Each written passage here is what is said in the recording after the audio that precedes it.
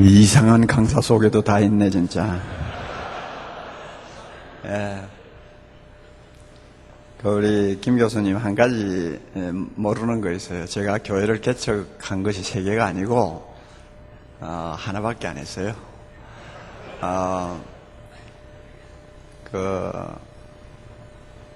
학교를 갔더니 저는 인터내셔널 하우스에 있었는데 교인들이 찾아왔어요. 그 당시에 이제 한참 이민 가가지고 막 안정이 안 되고 있을 때고, 특히 소도시 같은 데서는 교포들이 상당히 좀 심리적으로 불안하고 어려운 상황이었어요.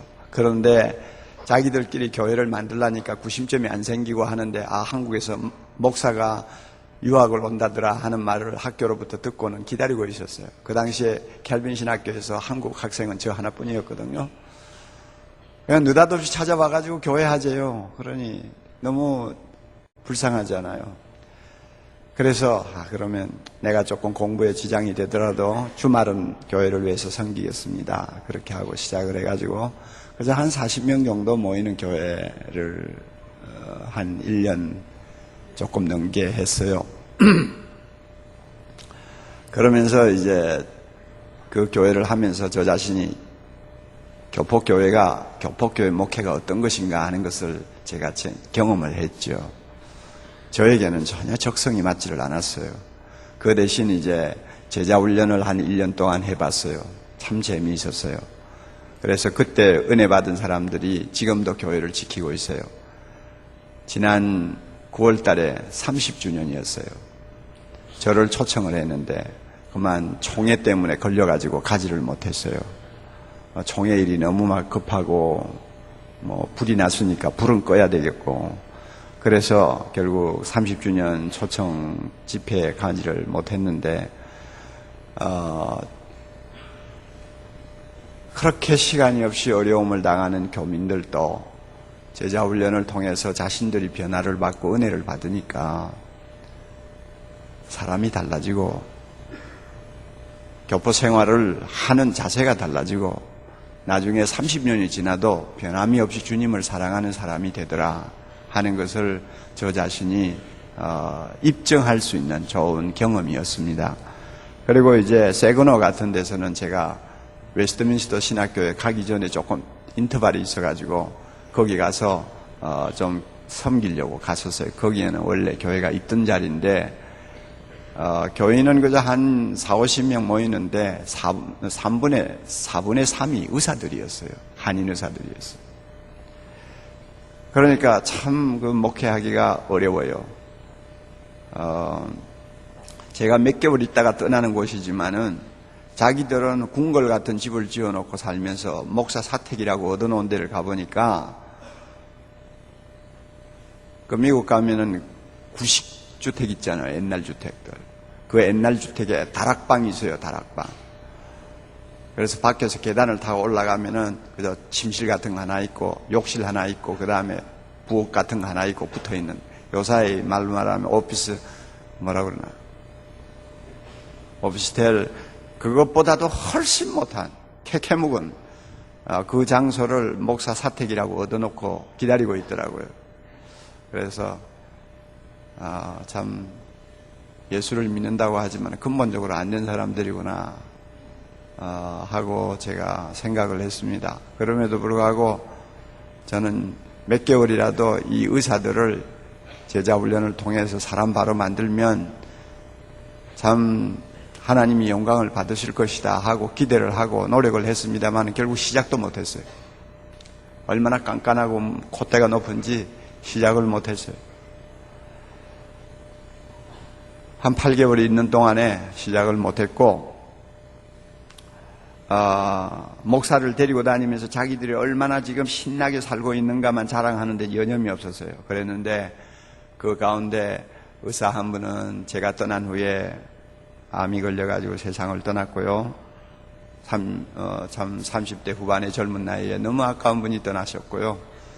그 다음에 또 한 20년이 지나고 나서 갑자기 연락이 왔어요. 전화가 왔어요.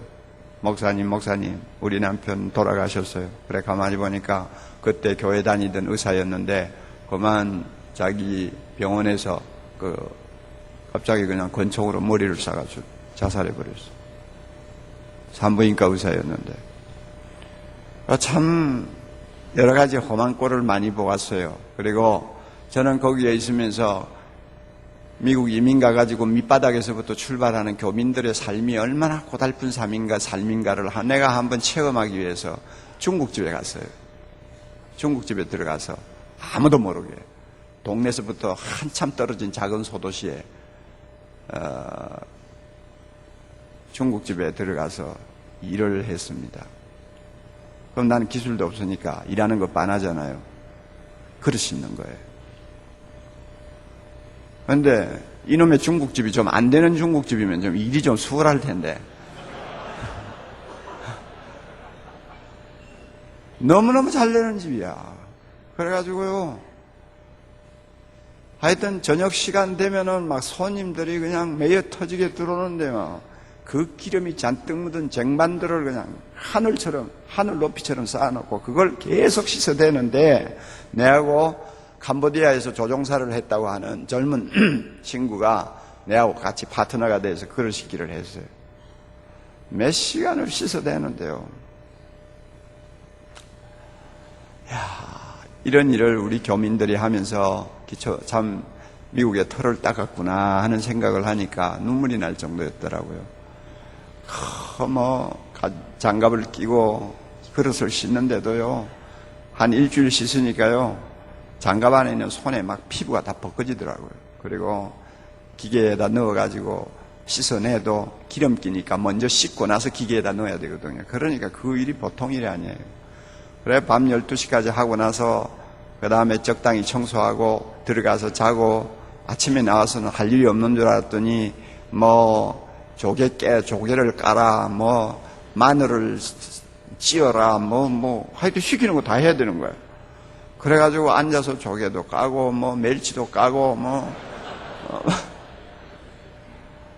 그러니까 또 점심시간이 돼가 손님들 들어오면 또 시작하고, 그러다가 한 일주일인지 열흘인지 일을 했는데 나중엔 다리가 퉁퉁 부어요. 서 있으니까. 그러다가 그만 거기에 점심 먹으러 온 우리 교인들에게 걸려버린 거예요. 그래가지고 이제 그 생활이 끝이 났는데,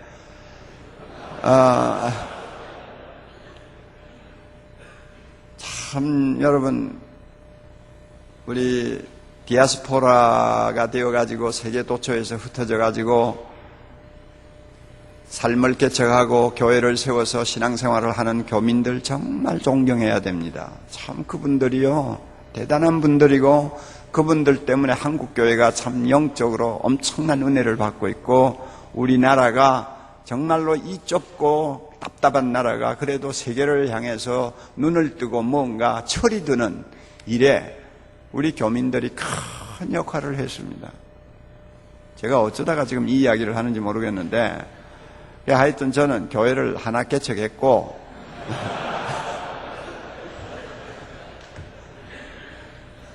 교회 하나 개척해놨는데 3개 개척했다고 소문이 나면 그것도 문제가 되잖아요. 그러니까 제가 해명을 하는 것입니다.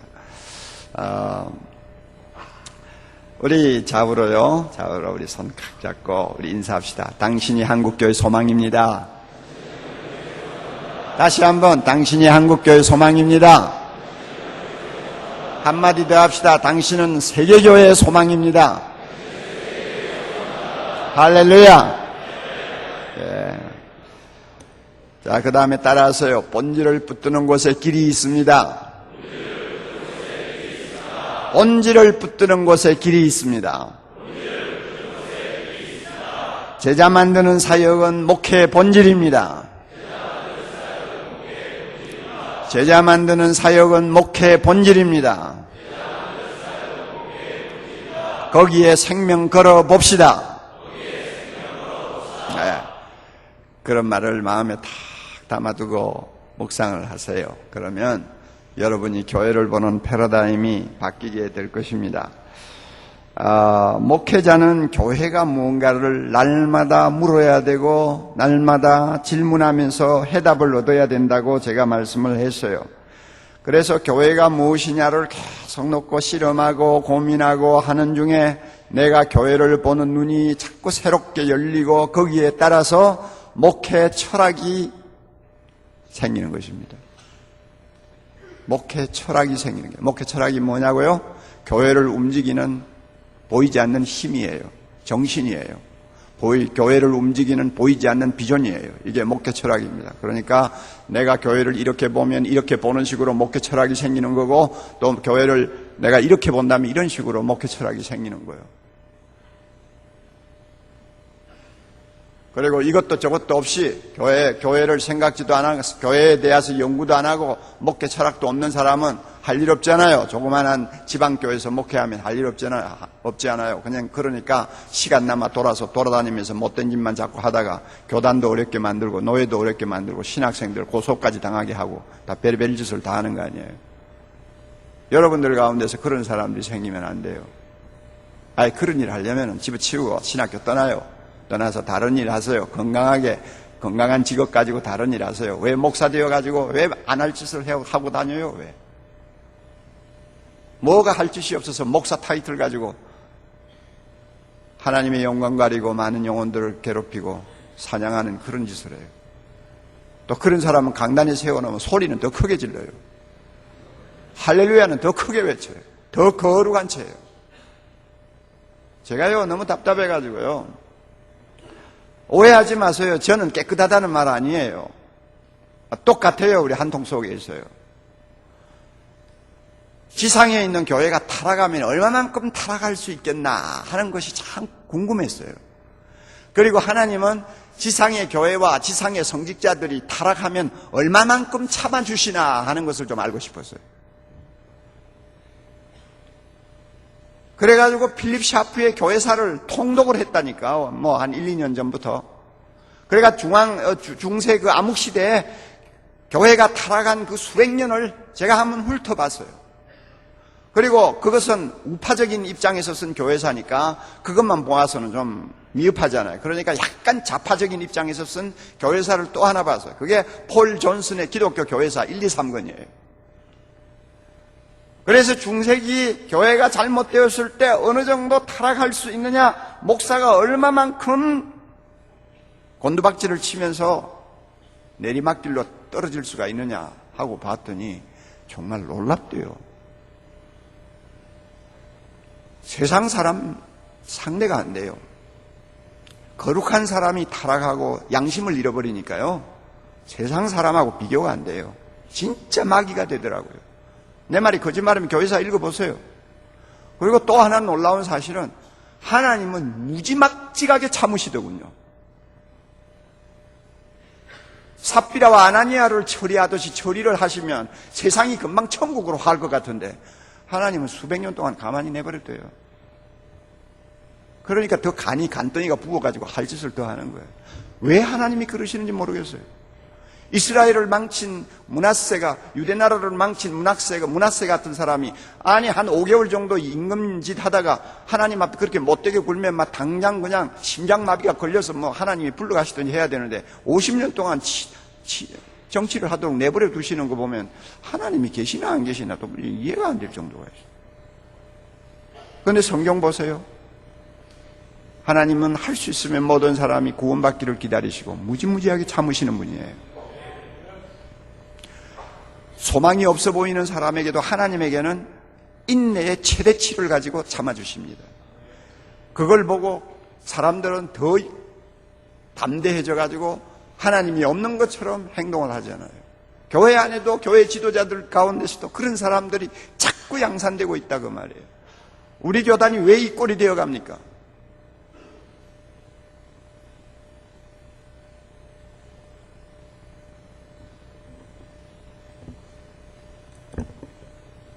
이단이라고 하는 교회에 흠이 안 잡혔으면 이렇게까지 시달리지 않아요. 뭔가 흠이 잡힌 거예요, 지금.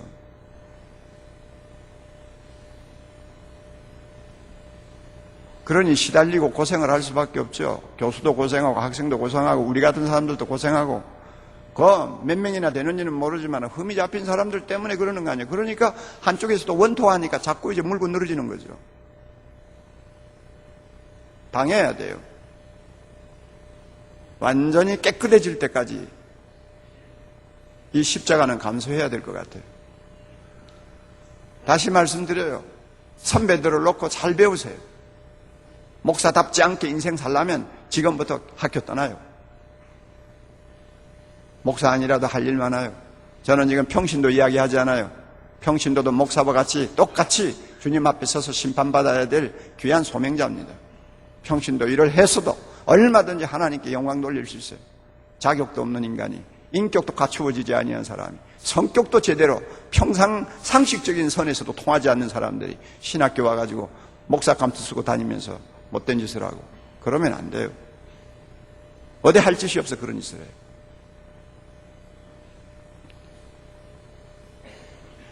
다들 목사 되기가 쉬운 것 같아요. 여러분이 의사 되라고 하면 그렇게 쉽게 덤비겠어요?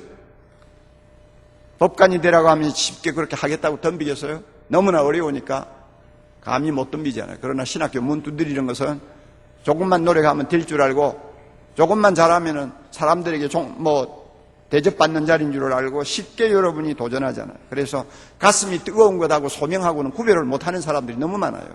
가슴만 뜨겁고 믿음만 좋으면 소명인 줄 알아요.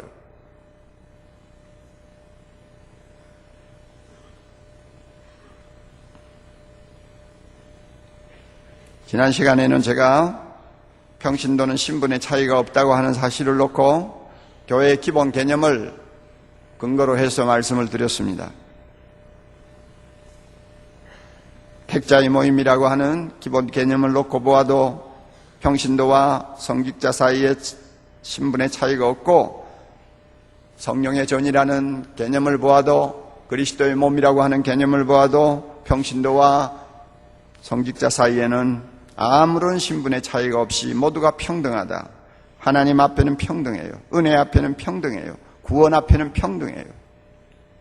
이 사실을 제가 말씀을 드렸습니다. 오늘은 우선 먼저 평신도가 성직자와 똑같은 영적 특권을 갖고 있다는 사실을 잠깐 짚고 넘어갑시다. 영적인 특권을 갖고 있어요. 이 영적인 특권을 이야기할 때는 우리는 만인 제사장직을 반드시 이야기할 수밖에 없습니다.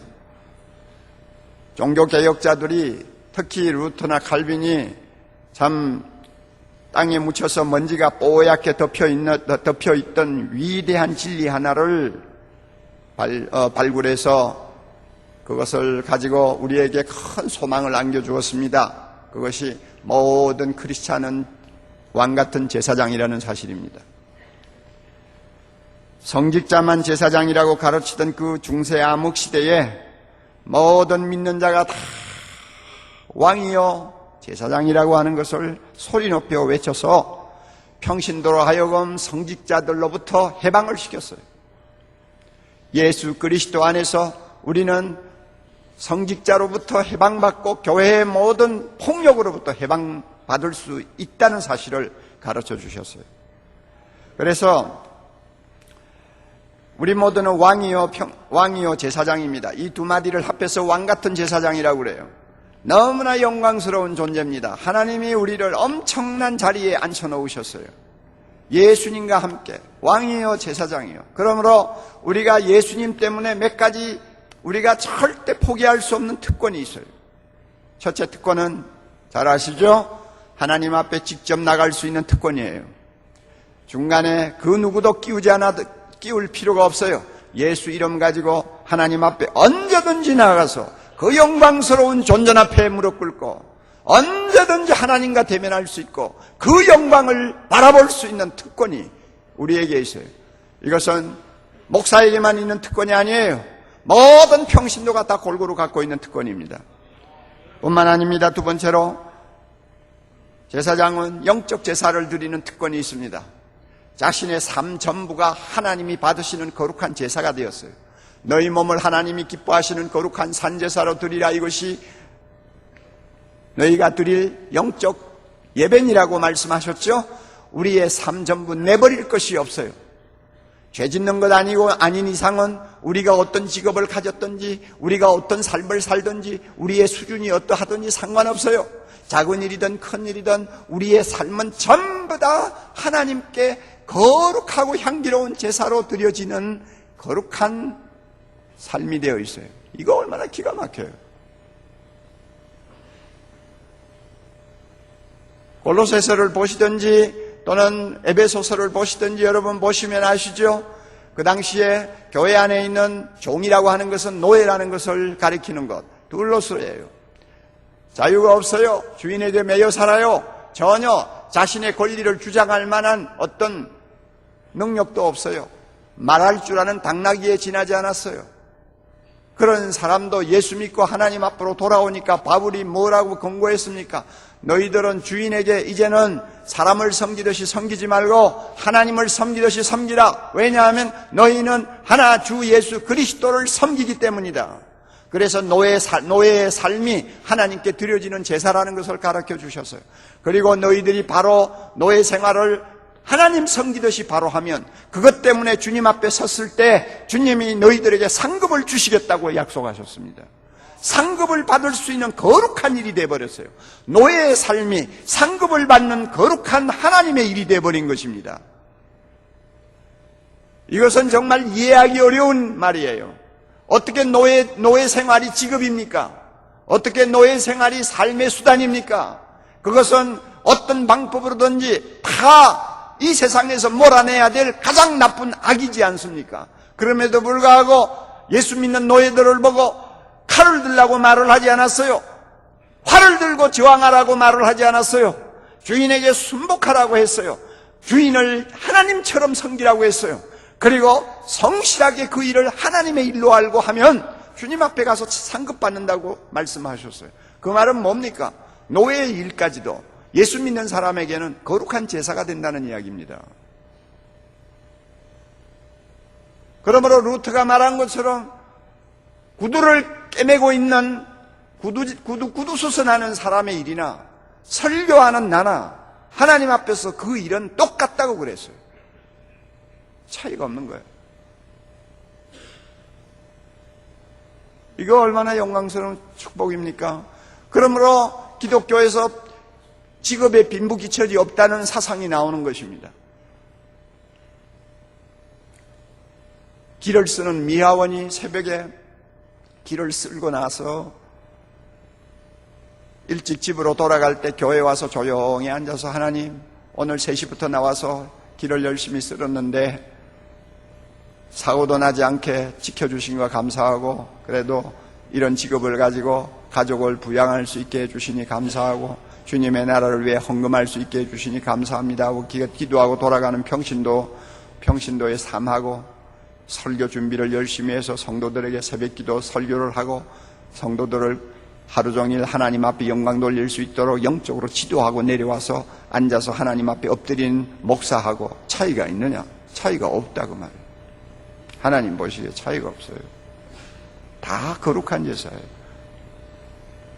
여러분이 평신도들에게 이런 사실을 정말 바로 가르쳐 줘야 됩니다. 왜 오늘날 목사들이 평신도들을 그렇게 열등감을 갖도록 지도를 합니까? 예? 목사가 되어야만이 주의 일을 한다는 그런 은근한 인식을 자꾸 심어주고 평신도는 뭐 기껏해봐야 세상 일을 하는 것이고 그래서 그저 주일날 와서 열심히라도 봉사해서 하루라도 주님의 일에 동참하라고 하는 말을 은근히 내비치면서 평신도 모두를 길을 죽여놓잖아요. 성폭행만 있는 줄 알아요? 영폭행도 있어요. 영폭행도. 영폭행이 뭐예요? 영적으로 폭행을 하는 거죠.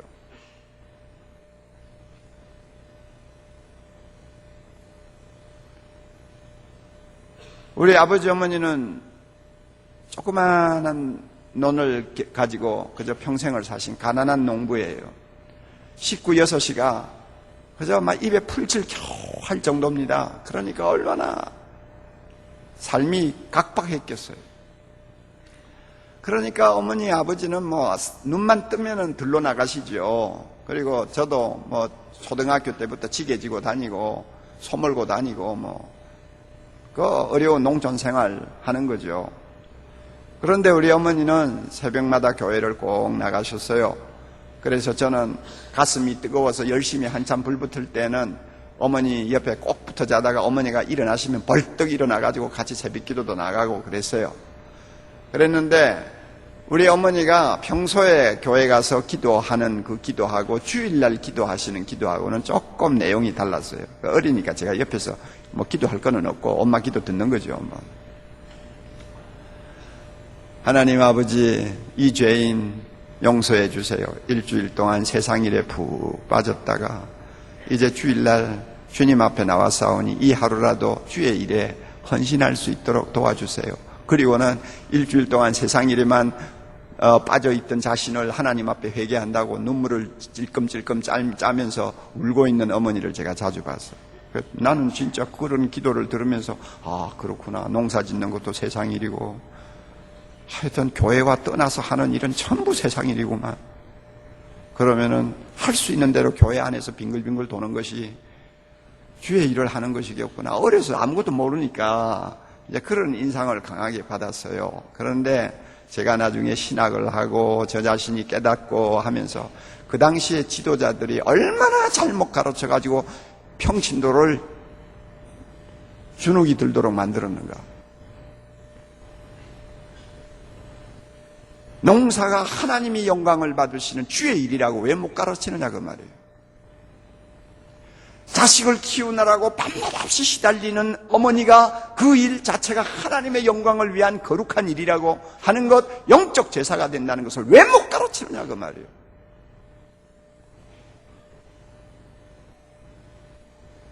중세기를 보면은 성직자들이 은근히 자기 자신만이 영적으로 굉장히 고매한 자리에 서 있는 것처럼 성도들에게 비치기 위해서 성도들의 하는 일은 자꾸 깎아내려서 이류신자들, 이류교인들, 자기들은 인류교인들로 그렇게 자꾸 인식을 시켰잖아요. 그래서 그 격차를 자꾸 벌림으로 인해서 교회가 성도들을 꽉 쥐고 영적으로 완전히 억압해가지고 노예처럼 끌고 가던 것이 중세시대 아니에요.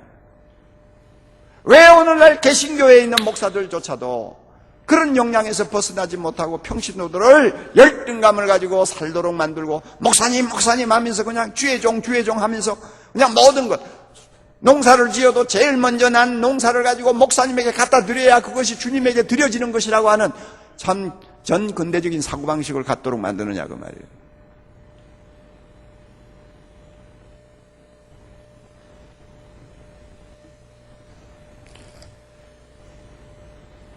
그리스도를 고백하고 주님을 마음에 모시는 사람은 무슨 일을 해도 죄가 아닌 이상은 영적으로 거룩한 제사를 누리는 주의 일입니다. 믿으시기 바랍니다.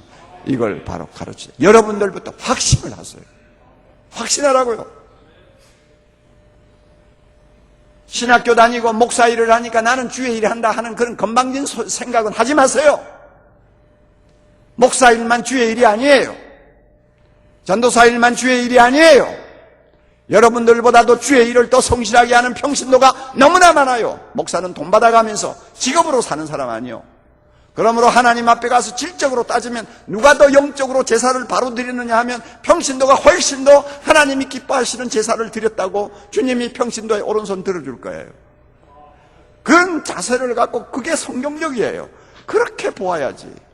아무리 교회를 책임진 목사의 직분이 중요하다고 할지라도 그 직분 때문에 평신도보다 앞서는 건 아닙니다. 세 번째로는 무슨 특권이 있어요? 중보기도 하는 특권이 있죠. 온 세상에 있는 모든 사람을 다 놓고 하나님 앞에 나가서 이름 불러가면서 기도하면 하나님이 들으신다니까. 기가 막힌 거 아니에요? 기가 막힌 거예요. 나를 낳아주시고 키워주신 아버지 앞에 가서 무언가 사정할 게 있는데 아버지가 전혀 모르는 사돈팔촌도 안 되는 내 먼 친구를 위해서 아버지에게 무슨 이야기를 하면 아버지가 그 이야기 들어주겠어요? 안 들어주지 않아요. 그런데 하나님은 뭐라고 그래서 위에 왕으로부터 시작해서 이 세상에 있는 모든 사람 누구의 문제를 들고 나와도 자기 앞에 들고 나오면 우리의 기도 들어주신다고 했습니다. 기가 막히는 거예요. 또 하나 있죠. 특권이 뭡니까? 복음을 전하는 것이 특권입니다. 제사장의 특권이 복음 전하는 것입니다. 저는 이 제사장의 특권이 복음 전하는 것인 줄을 신학교 졸업할 때까지도 몰랐어요. 얼마나 눈이 어두운지요. 성경을 초등학교 때부터 읽기를 시작한 사람인데도 불구하고 베드로전서 2장 9절에 보면 분명히 나와 있잖아요. 우리를 왕같은 제사장으로 하나님께서 만드신 이유가 뭡니까? 어두운 데서 불러내신 하나님의 영광스러운 빛, 그 구원의 복음을 선전하도록 하기 위해 우리를 불렀다 그래요. 그렇게 말했죠. 그러니까 제사장의 특권이 뭡니까? 복음 전하는 것입니다. 왜?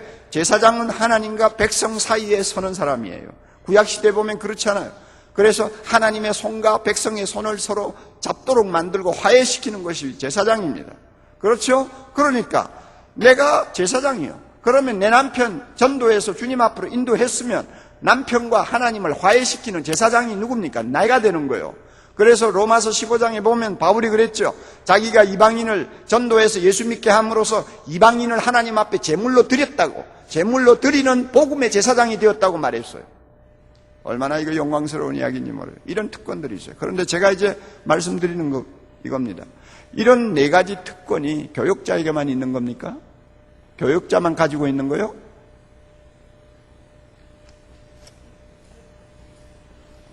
아니잖아요.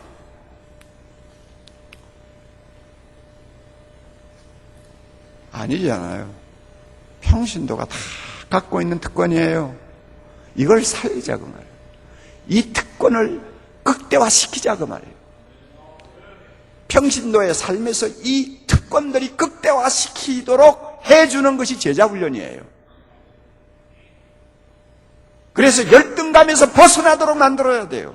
당당하게 세상에 나가서 하나님의 자녀로서 살 수 있도록, 나는 세상 일만 하다가 끝났다 하는 엉뚱한 생각하지 못하도록 평신도의 긍지를 살려주고 평신도로 하여금 자기 몫을 다할 수 있도록 해주는 것, 이게 제자훈련이에요.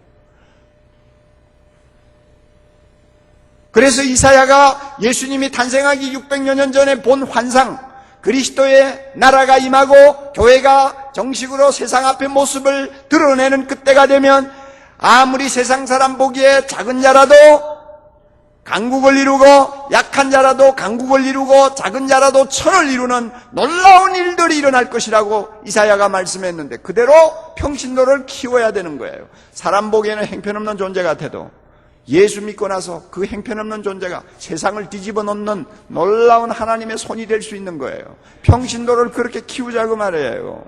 예?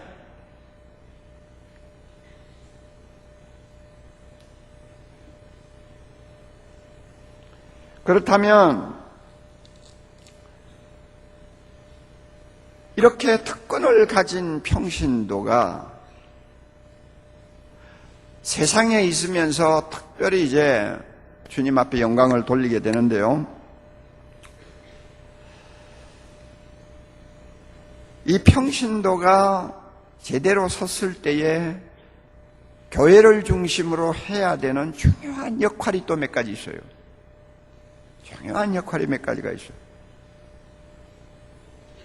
이것은 무엇을 보고 말을 할 수 있느냐 하면은, 하나님이 지상의 교회를 왜 세워 놓으셨느냐, 왜 지상 교회를 하나님이 허락하셨느냐, 이 이유를 물으면 알아요. 세 가지 대답이 나오죠. 세 가지 대답이 아니에요. 삼중 대답이에요. 이것은 앵글만 바꾸는 것이지 똑같은 이야기입니다. 지상 교회가 존재하는 이유가 뭐냐 하고 묻는다면 세 가지 대답이 나와요. 삼중 대답이 나와요. 첫째는 하나님을 위하여, 즉 하나님을 영화롭게 하는 예배를 위해서 지상교회가 존재하죠. 또 하나는 세상 구원을 위해서, 즉 증인의 역할을 하기 위해서 교회가 존재하죠. 셋째는 교회 자체를 위해서, 교회 안에 들어온 모든 성도들을 어머니처럼 잘 영적으로 양육하고 훈련시키기 위해서 교회가 존재한다. 지상교회 존재 이유가 세 가지입니다. 개혁주의 신학자들은 주로 어디에다가 강조점을 주느냐 하면은 하나님의 영광을 위하여 하는 한마디에다 강조를 많이 둡니다. 교회가 왜 존재하느냐? 하나님의 영광을 위하여. 그런데 그 말씀은 어떤 면에는 굉장히 추상적이에요. 이 추상적인 말을 조금만 우리가 좀 세분해서 바꾸면 이 세 가지가 나와요. 하나님을 위해서, 즉 예배 드리는 공동체로서, 거룩한 구별된 공동체로서 교회가 존재한다. 그 다음에는 세상을 구원하기 위한 그리스도의 몸으로서, 증인으로서 존재한다. 그리고 세 번째로는 거룩한 백성들을 보존하기 위해서, 거룩한 백성들을 천국 갈 때까지 성숙시키기 위해서, 어머니 역할을 하기 위해서 이 교회가 존재한다. 이 세 가지 존재 이유가 있거든요. 이 존재 이유가 있는데, 그러면 보세요. 예배는 누가 드리는 거예요? 목사가 드리는 거예요? 평신도가 드리는 거예요? 교회의 주체는 평신도예요. 평신도가 예배의 참 예배자가 되도록 해야 되잖아요. 누가 나가서 전도할 겁니까? 목사도 해야 되겠지만 누가 전도할 거예요? 평신도가 증인이 되어야 되잖아요.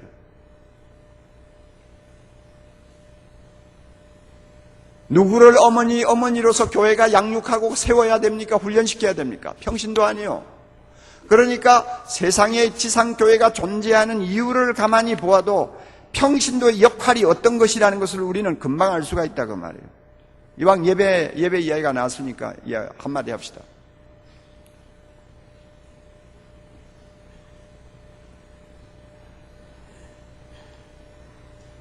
예배는 교회의 생명입니다. 예배가 살면 교회가 삽니다. 예배가 병들면 교회가 병들고, 예배가 죽으면 교회가 죽습니다. 얼마나 중요한지 모릅니다. 그러므로 목회자가 예배에 특별히 신경을 쓰는 것은 너무나 당연한 이야기입니다. 그런데 오늘 한국교회 문제가 있어요. 어제도 말씀드렸지만은 예배 일변도의 목회가 평신도를 경신도로 만들어 놓는다는 말을 했는데, 그거 말고도 또 문제가 있어요. 예배에 대한 개념이 너무 경직되어 있어요. 예배는 이렇게 해야 예배가 된다고 하는 어떤 틀 속에 딱 갇혀서 헤어나지를 못하는 목회자들이 너무 많아요. 어떤 교회는 설교 전에 강고를 하는 것이 좋으냐 나쁘냐를 가지고 싸우다 교회가 갈라진 데도 있죠. 그러니까 이게 보통 문제가 아니에요. 예배라는 것을 그렇게 보면 안 되거든요. 여러분 성경을 보세요. 예배의 정의가 있습니까? 너희 몸으로 하나님께 거룩한 산제사로 드리라. 굉장히 모호한 이야기죠. 주님이 정의하신 대로 신령과 진정으로 드리는 예배, 굉장히 모호하죠. 우리가 생각하는 것처럼 묵도로부터 시작해서 나중에 축도나 주기도문으로 마치는 어떤 틀을 가르치는 예배 내용은 성경에 없어요. 이 말은 뭘 의미하느냐 하면, 예배에 대한 원리는 성경에서 우리가 추출할 수 있지만은 예배의 틀에 대해서, 양식에 대해서는 다양할 수 있다는 이야기입니다. 자유가 있다는 이야기입니다. 그런데 이 자유를 허용을 안 해요. 그래가지고 성도들 하여금 예배의 어떤 고착된 예배의 틀 속에다 꽉 가두어 놓고 그것에서 조금만 빗나가도 예배가 아니라고 하는 생각을 갖도록 만들었어요. 이게 오늘 한국교회예요. 이런 것은 고쳐야 됩니다. 여러분, 어떤 학자가 지적을 했는데 재미있는 말을 했어요. 제자들은 예수님을 하나님의 아들로 고백한 사람들입니다. 그래서 자기가 갖고 있는 모든 것을 다 내버리고 주님을 따랐잖아요. 우리도 다, 여러분들도 다 점지만은 그런 결단하기가 굉장히 어렵죠. 그러니까 어떻게 보면 제자들은 하나님을 모시고 다니는 거예요. 3년 동안 하나님을 모시고 다녔으면 우리 생각에 틀림없이 일주일에 한 번 정도라도 그 하나님 앞에 예배를 드리는 무슨 의식이 있었을 것 같은데, 예수님을 높은 바위 위에 앉혀 놓으시고 그 다음에 그 앞에 이제 제자들, 12제자들이 탁 앉아서 한 사람은 사회하고, 그 다음에 솔로 잘하는 제자 하나 솔로 준비하고, 그 다음에 기도 누구 맡고, 이렇게 해가지고 우리가 이야기하는 대로 그 바위 위에 앉아 계시는 하나님의 아들에게 존귀와 영광과 찬양을 드리는 어떤 예배가 좀 있었을 것 같은데, 사복음서를 그냥 아무리 뚫어지게 보고 보아도 제자들이 3년 동안 예수님을 우리가 생각하는 그런 식의 예배를 드린 사례가 하나도 없어요. 그저 있었다는 것이 관례에 따라서 안식일날 회당에 들어가셔서 예배 드렸다는 그거 외에는 없어요. 이상하지 않아요? 우리는 예배가 굉장한 것 같은데 제자들은 3년 동안 주님 모시고 다니면서도 우리가 생각하는 예배를 드린 어떤 케이스가 없다. 도대체 이건 뭘 의미하는 것일까? 예수님과 함께 동행하면서 동거하면서 예수님께 순종하고 예수님과 함께 복음 전하고 하는 그 자체가 모두가 다 예배가 된 거예요. 삶 전부가 예배가 된 거예요. 그러니까 특별한 예배라는 의식을 만들 필요가 없었던 거예요. 이런 것은 우리에게 굉장히 많은 암시를 줍니다. 너무 사람이 만든 어떤 틀을 가지고 예배를 우상화시키지 말라고 말이에요. 저는 그래서 개척교회를 하면서도요, 신방 가면은 전통적으로 하는 그런 그 예배를 잘 드리지를 않았어요. 들어가서 그 가정의 이야기부터 먼저 듣는 거죠. 어떤 때는 30분도 걸리고요. 사람이 뭔가 느낌이 있어야, 느낌이 통해야 이야기가 나오잖아요. 머리에 있는 지식을 가지고 이야기하는 건 쉽지만은 자기 느낌을 내놓는 것은 어떤 분위기가 조성이 되지 아니하면, 어떤 신뢰관계가 조성이 안 되면 내놓지 않아요. 제일 어려운 것이 느낌을 이야기하는 거거든요. 제자훈련의 강점이 뭐 있는지 알아요? 머리에 있는 생각과 지식을 이야기하는 게 아니고 마음에 있는 느낌을 털어놓는 자리까지 간다는 것이 제자훈련의 굉장한 강점이에요. 신방 가서 그렇게 이야기하다가 다 듣고 나면 이제 자매의 이야기를 들으면 제가 아무래도 성경 하나를 소개해 드려야 되겠네요. 성령께서 그 사람에게 맞는 성경을 기억나게 하시고 찾게 하세요. 그러면 내놓고 한번 읽어보라고.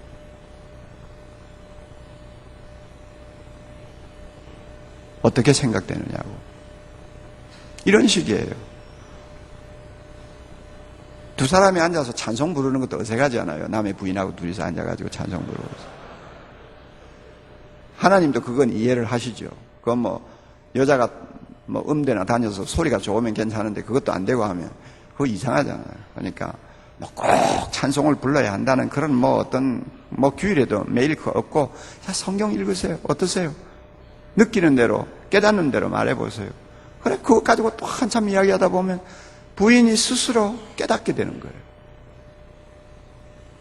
우리 이제 기도합시다. 우리가 깨달은 문제, 부인에게 있어서 문제되는 거 같이 놓고 기도합시다. 기도하고 저 이제 가겠습니다 하면, 아이고 커피라도 한잔 하고 갔어요.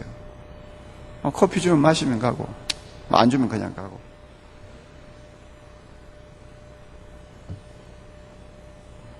어떤 집에서는 이제 감 믿는 부인 보고 부인에게 신방 가가지고 뭘 하다가 남편이 갑자기 들어오는 통에 막 도망가듯이 튀어나올 때도 있고. 재미있는 일 많잖아요. 제가 이야기하는 거는 그래요. 우리는 하나님 앞에 예배드리는 너무나 고귀한 존재들입니다. 모든 평신도 하나하나는 예수 믿고 나서 가장 먼저 초대받은 영광의 자리가 어딘지 압니까? 거룩한 하나님을 예배하는 자리입니다. 맞아요? 모든 성도는 그 영광을 누리고 있는 사람들입니다. 그러므로 진정한 예배를 드리고 싶으면 진정한 예배자가 만들어져야 됩니다. 그냥 자연스럽게 모든 사람이 좋은 예배자가 되는 거 아닙니다. 그래서 종교개혁자들은 이 사실을 깨뜨려 보고 좋은 예배자를 만들기 위해서 주일마다 예배 드리기 전에 특별히 성도들을 교육시키는 프로그램을 갖고 있었잖아요. 그 프로그램이 소요리 문답이기도 하고 대요리 문답이기도 하고, 그래서 어떤 종교개혁 그룹에서는 보면 오전에는 3번을 예배를 드렸는데 3번 동안 교육시키고 3번 설교 듣게 하고 3번 그렇게 예배를 드리도록 만들었어요. 그만큼 우리 모두가 죄인의 자리에 있다가 예수님 때문에 죄 용서 안 받고 하나님 앞에 초청을 받았더니 제일 먼저 누리게 된 영광과 특권이 뭐냐? 거룩하시고 광대하신 하나님 앞에 우리 모두의 마음과 정성을 쏟아서 그의 거룩한 이름을 찬송하는 예배드리는 특권 아닙니까 이거? 이 자리에 우리 모두가 초대받았어요. 그러므로 신령과 진정으로 하나님 앞에 진정으로 예배를 드려야 됩니다. 드려야 되는데 한 가지 알아둘 것은, 목회자가 꼭 알아둘 것은 사람만 많이 모았다고 그것이 진정한 예배, 신령한 예배가 되는 거 아니라는 거예요. 성가대만 요란하게 준비해가지고 나왔다고 해서 예배가 되는 거 아니에요. 요즘에 뮤직도 상당히 문제가 있어요. 그 곡에다가 거룩한 가사만 붙인 것이지 사실은 사회에서 흔히 말하는 락뮤직이나 다름이 별로 없어요. 그 락뮤직이 나쁘다는 말은 아니에요. 시대마다 곡은 옷을 갈아입듯이 리듬이 바뀌고 멜로디가 바뀌어요. 그것을 우리가 무시하고 18세기, 17세기 곡만 거룩하다고 자꾸 우기는 것은 그것은 정말 넌센스예요. 그러나 분명한 것은 찬양을 하면서 느끼는 감정이 과연 성령이 주시는 은혜냐 아니냐, 아니면은 일반 공연장에서 젊은이들이 발광할 때 느끼는 그 느낌과 내가 느끼는 느낌의 차이가 뭔가를 분명히 알고 찬송하라고 말해요.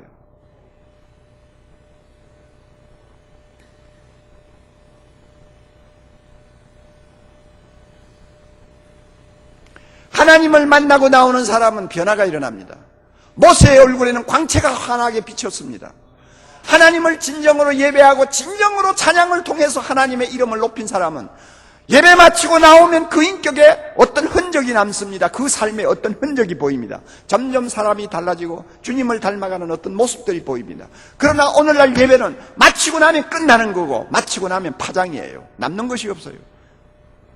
장로도 그렇고 집사도 그렇고 심지어 목사도 그렇고 옛날 그 모습 그대로예요.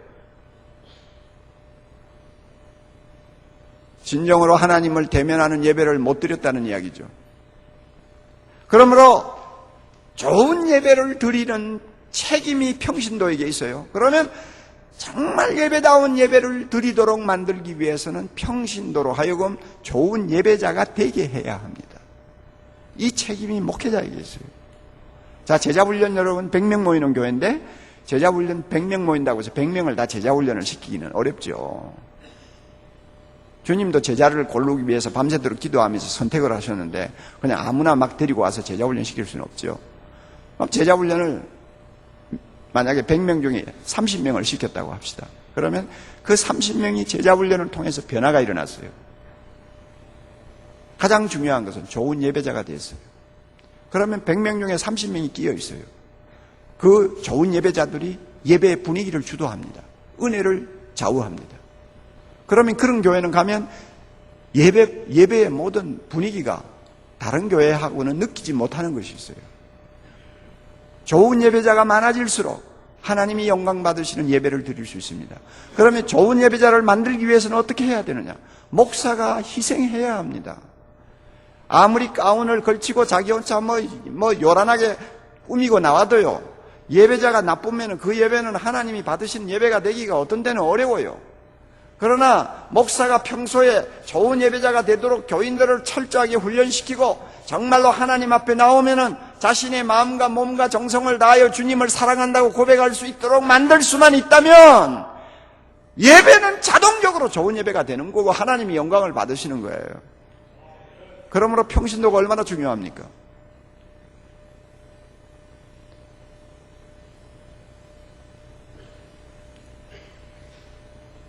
설교 잘하기 위해서 10시간을 투자한다면 그 가운데서 설교 준비는 한 7시간 하고 3시간은 평신도를 좋은 예배자로 만드는 데다가 투자해야 돼요. 그렇게 해서 서로가 요사이 말로 윈윈 작업을 해야 돼요. 그래야만이 예배가 예배다울 수 있어요.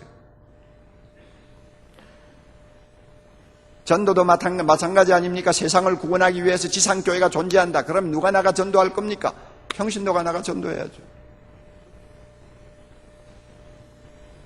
저는 처음에 개척해가지고 교인이 없으니까 목사가 날마다 뛰어다닐 수밖에 없잖아요. 제자훈련하고 나서 시간 나는 대로 밤이고 낮이고 그냥 뛰어다녀서 어떤 때는 아파트에 가서 배를 누르기도 하고 쫓겨나오기도 하고 그랬는데 제가 그 당시에 사용하는 교재는 그 자료는 CCC의 사용리였어요. 항상 포켓 때 넣어 다녔어요. 그리고 제가 전도하러 갈 때는 우리 제자훈련 받는 집사님들 한두 명을 꼭 데리고 다녔어요. 어떤 때는 부교육자를 데리고 다녔어요. 그리고 내가 전도하는 것을 옆에서 실습시키는 거죠. 보는 거죠. 보도록 하는 거죠. 제자훈련 시키면서 저는 그렇게 했어요. 그러다가 이제 제가 일이 많아져가지고 제가 직접 뛰어다니기가 어려워지니까 이제 평신도들이 열심히 전도를 하는데요. 정말 대단해요. 어떤 자매는요, 1년에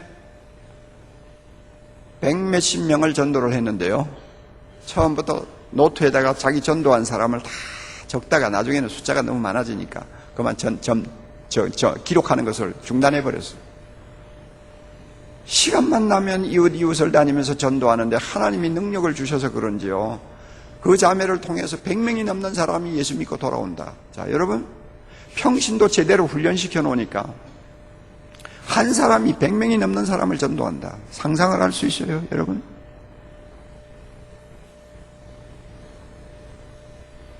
저기 평택에 가면은 교회에 있어요. 배창돈 목사님이라는 분의 교회가 있어요.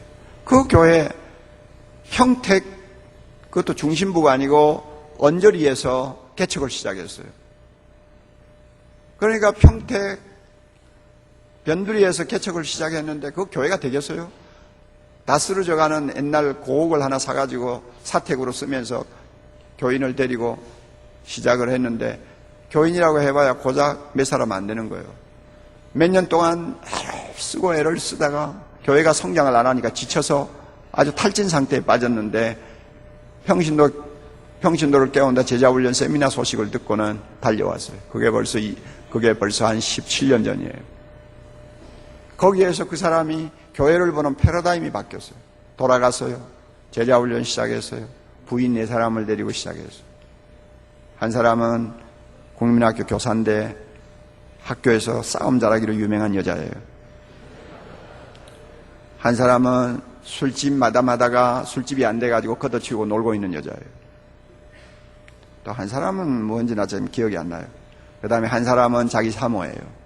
4사람을 놓고 제자훈련. 여기에 무슨 선한 일이 나겠습니까? 하면 상상을 해보세요. 여기에 무슨 선한 일이 생기겠어요?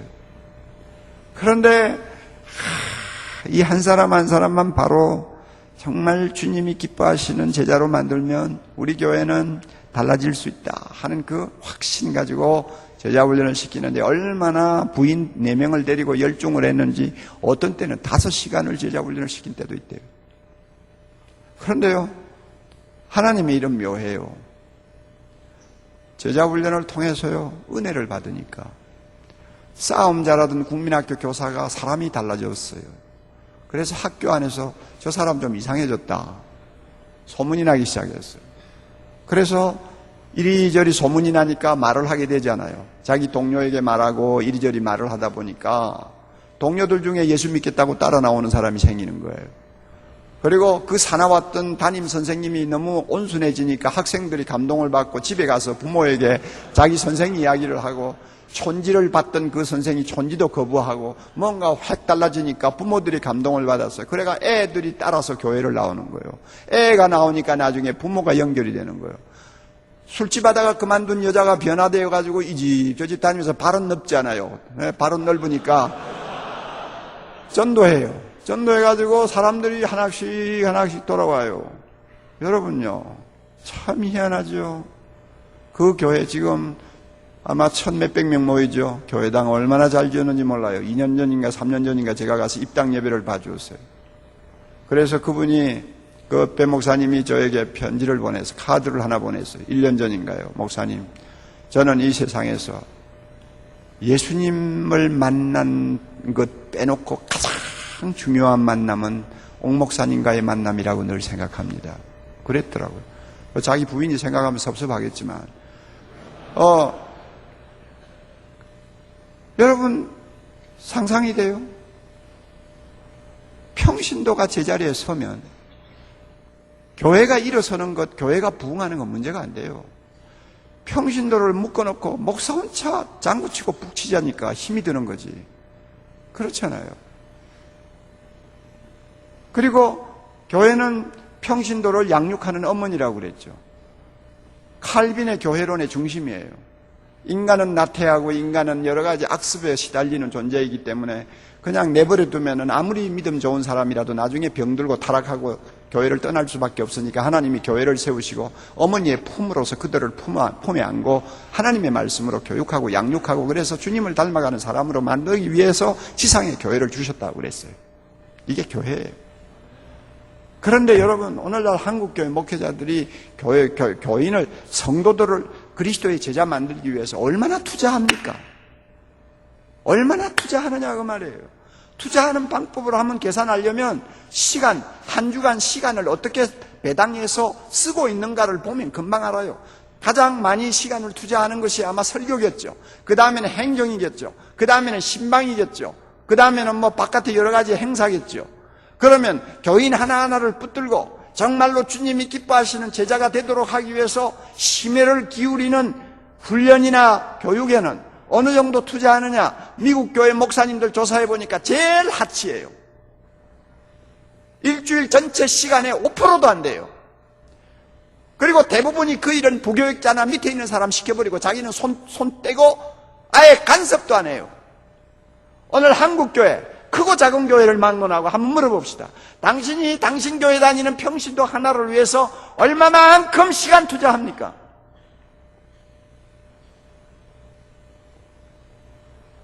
양심적으로 대답을 하라고 하면 대답 못할 사람 많죠. 돌아다니면서 정치하는 시간은 많아도, 돌아다니면서 뭐 동창회니 뭐니 하는 시간은 많아도, 요사이 또 어떤 목사들은 뭐 골프 치는 시간은 많아도, 평신도 하나하나를 주님이 원하는 제자 삼기 위해서 정말로 자기의 마음과 힘을 다 쏟아서 해산의 수고를 하는 목사가 얼마나 되느냐 그 말이에요. 그러니까 평신도가 자라지를 않지요. 영적으로 성장하지를 않지요. 평신도의 수준이 높아지지 아니하니까 교회는 날마다 그 꼴이죠. 평신도가 갖고 있는 그 놀라운 잠재력을 개발해야 될 사람들이 그대로 묻어놓고만 있으니까 아까운 젊음, 평신도가 교회 잘못 만나가지고 아까운 젊음을 그냥 보내는 거예요. 누가 책임져야 돼? 누가 책임져야 돼?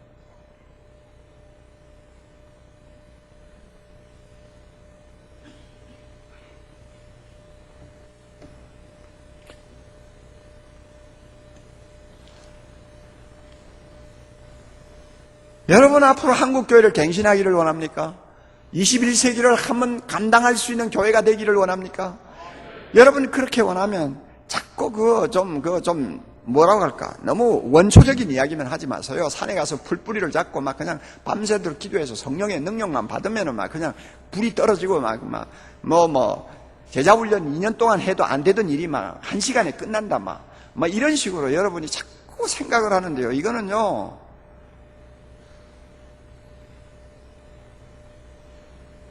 어떤 면에는 옳은 점도 있지만 어떤 점은 너무 무지한 이야기예요. 성경 보세요. 주님이 그렇게 하셨어요? 제자들이 그렇게 했어요?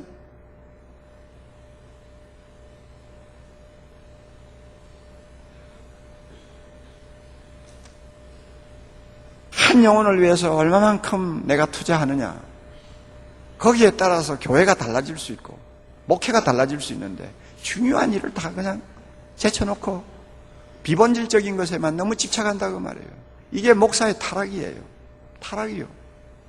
영혼이 병들어가 비실비실 하는 걸 보아도요, 어떤 가책도 느끼지 않아요. 정말 그런 싹꿍 같은 짓을 하려면 신학교 그만두라고요. 지금 그만두는 게 나아요. 목사 안수 받고 나서 나는 목사 아닙니다 하기는 어렵잖아요.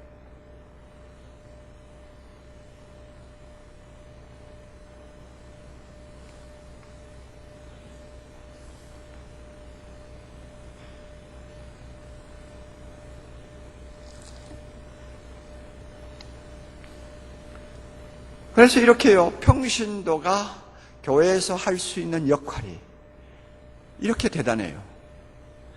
예배자로서의 역할, 증인으로서의 역할, 그 다음에 참 그리스도를 닮아가는 성숙한 하나님의 자녀로서의 역할, 이 귀한 역할들을 잘 살려주면 정말 교회가 행복한 곳이 될 수 있어요. 나는요, 어려서부터 너무 좋지 않는 교회에서 자랐기 때문에 한이 맺힌 사람이에요. 초등학교 때 제가 은혜 받았거든요. 물론 4대째 예수 믿는 집안에서 태어났으니까 모태신앙이죠. 그러나 내가 은혜를 체험한 것은 초등학교 3, 4학년 때예요. 그때부터 성경을 읽기 시작했어요. 그리고 은혜를 받았어요. 그러니까 그 당시에 유행하던 사경에는 학교 공부에 지장이 없는 이상은 밤이고 새벽이고 간에 쫓아다니면서 어른들 틈에 끼어가지고 설교를 들었어요. 알아듣지도 못하면서 들었어요.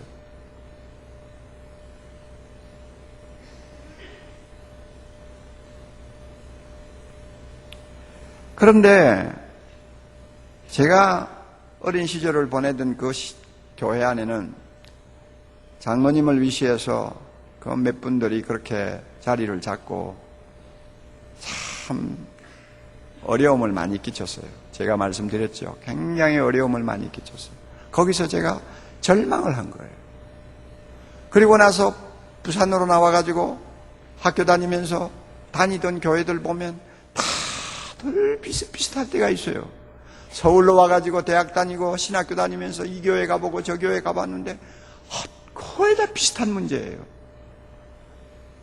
서로가 겉으로는 뭐 사랑합니다 하고 뭐 서로가 뭐 그냥 웃고 하면서도 돌아서면 비판하고 돌아서면 편가르고 그 다음에 목사와 장로 사이에는 항상 파워 게임을 하느라고 긴장이 있고 이거 제가 부목사로 있던 교회는 보면 담임 목사님이 새로 오셨어요. 그 유명한 목사님이에요. 아마 그분이 지금 살아계신다면 내가 가장 존경하는 한국교회 목사님이 되실 거예요. 그분은 영어도 잘해요. 일어도 잘해요. 그분은 엘리트예요. 운동도 잘해요. 만능 스포츠맨이에요. 그리고 설교도 그 당시에요. 그 교회에 오셨을 때 40대 중반밖에 안 됐는데 부흥에 다닌 횟수가 400회를 넘었었어요. 가장 설교 잘하는 목사로서 감리교회에서도 장로교회에서도 그 목사님은 그냥 탑이었어요. 그 목사님을 내가 3년을 모시고 있었잖아요.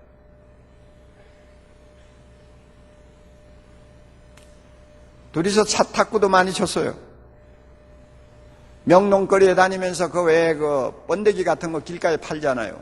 그런 거 둘이서 사가지고 손에 들고 번데기 먹어가면서 걸어다니고 참 그렇게 지냈는데 그 목사님이 저에게 한 번 이러더라고요. 옥 목사, 나 시집 잘못 왔어. 왜요? 하여튼 잘못 왔네. 내가 잘못 온 것 같아. 그 당시에 교회가 한 800~900명 모일 때입니다. 시집 잘못 온 것 같아. 그 다음에 설명을 안 하세요. 그래도 나는 알았죠. 무슨 이야기인지. 당회가 모이잖아요. 당회가 모이면 당회 한번 들어갔다 나오고 나면 그 다음날 하루 종일 목사님은 입을 뒤집어 쓰고 일어나지를 않아요. 너무 순수하고 너무 주님을 사랑하고 너무 정말 아름다운 신앙을 가진 목사님인데 당회원들이 얼마나 거센지요. 벌써 그 교회에서 교회가 2개인가 3개인가 갈라져 나간 경력이 있어요. 처음에는 영락교회하고 시소게임 하다가 나중에는 그냥 주저앉은교회예요. 그러니까 한이 맺혀 그런지 싸움을 더 잘해요. 그래가지고 몇 교회가 갈라져 나오고 남은 교회인데도 얼마나 장로들이 거센지 밖에서 들으면 막 당회하면서 고성을 지루하는 소리가 바깥까지 다 들려요. 그런 자리에 목사가 앉아서 일을 처리하려니 얼마나 고생이 되겠어요. 나 시집 잘못 왔어. 옥목사가 옥전도사가 강도사가 되고 강도사가 되어서 이제 부목사가 되는데 뭐 교육목사로 그냥 앉히는 것은 아무도 반대 안 하는데 정식 부목사로 목사님이 세우려고 하니까 장로들 중에서 상당수가 들고 일어난 거예요. 남쪽 사람을 우리 교회에서는 부목사로 세울 수가 없습니다. 우리는 평안도 사람들이 세운 교회이기 때문에 남쪽 사람을 부목사로 세울 수가 없습니다. 그러면 우리 담임 목사님은 담임 목사를 그렇게 꼭 고향 사람을 세우겠다는 것은 이해할 수가 있지만 부목사인데 부목사를 놓고 그렇게 하시면 됩니까? 그래가지고 막 그냥 당회가 그냥 살벌해진 거예요. 살벌해진.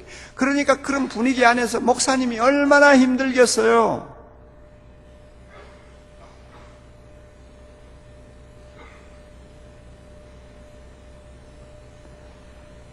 그러니까 이 목사님이 나중에 제가 유학 떠나고 나서 2년 후에 세상 떠나셨어요. 암이 걸려가지고요. 골병이 든 거예요. 골병이 들었어요.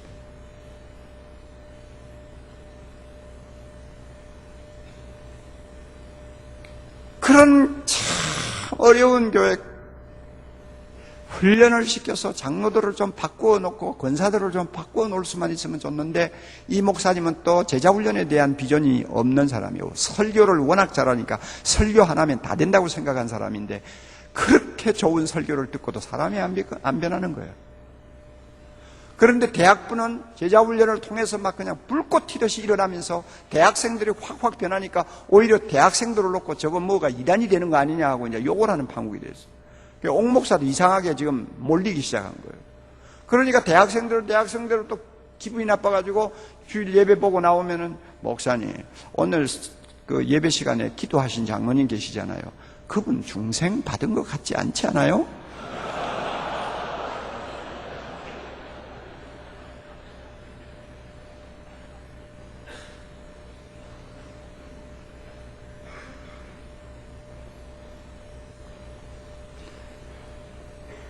제가 부목사로 있던 교회에서도 그렇게 교회 때문에 실망을 했어요. 처음 믿고 신앙생활을 뜨겁게 하던 젊은이가 찾아와서, 목사님 어떻게 하면 좋겠습니까? 내가 이거 교회가 천국인 줄 알고 참 열심히 다녔는데 한 반년 지나고 나서 교회 안에 있는 분들하고 좀 교제를 하기 시작하니까 세상만도 못해요. 교회가 세상만도 못해요. 왜 그러냐 그랬더니, 세상 사람은 감정이 좀 상해도요, 술 한잔 먹고 그냥 둘이서 손 한번 잡고 껄껄 웃으면 다 끝나요. 그런데요, 교회에 계시는 분들 만나면 겉으로는 다 뭐 좋은 것 같은데 개인적으로 만나서 이야기를 하다 보면 전부 남 흉보고 뭐 지난 이야기 하는데요, 전부 서로 등을 지고 있어요. 그래서 자기가 물었대요. 언제 일인데 지금 그렇게 마음이 안 좋습니까? 그러니까 한 15년 됐다고. 교회 안에는 용서가 없어요. 그럼 목사님 어떻게 하면 좋겠어요? 이제 예수를 믿었으니까 교회는 다녀야 되겠는데, 이거 교회 상황을 보고 너무 내가 절망해서 교회를 떠나면 구원을 못 받을 것 같고 어떻게 하면 좋겠습니까? 그렇게 물어요. 그래서 나도 대답은 간단했어요. 나도 잘 모르겠어요. 이렇게 한이 맺힌 사람이에요. 그래서 내가 개척을 한 이유가 있어요. 한 번밖에 없는 인생, 내 나이 40, 일을 해봐야 몇 년 하겠어요. 나 때문에 좋은 교회 만나서 정말 행복한 인생 살았다고 말할 수 있는 사람들을 좀 만들어보자. 나처럼 이렇게 불행한 교회 생활을 했다고 단식하는 사람이 아니고, 참으로 우리 교회에 와서는 내 인생 어느 교회를 만나가지고 참으로 신앙생활을 함으로 인해서 내 젊음 정말 보람있게 보냈다 하고 말할 수 있는 사람 좀 만들어보자. 이게 내 생각이었어요. 그래서 9명을 데리고 시작한 거예요. 제가 은퇴를 하는 날 1800명 되는 우리 여자 순장들이 섭섭하다는 카드에 글을 써가지고 이만큼 사진첩을 만들어서 저에게 선물을 줬어요. 이만큼 두터워요. 저 아직도 그거 다 못 읽었어요. 이만큼 두터워요. 그래가 있는데 앞에 몇 개를 읽어보니까 내용들이 다 비슷비슷해요. 목사님, 평신도의 위치가 얼마나 소중하며 평신도가 주님을 위해서 봉사하는 것이 얼마나 보람되고 평신도로서 행복하게 신앙생활하는 것이 어떤 것인가를 가르쳐 주신 목사님 사랑합니다. 사랑합니다. 대부분이 그런 이야기예요.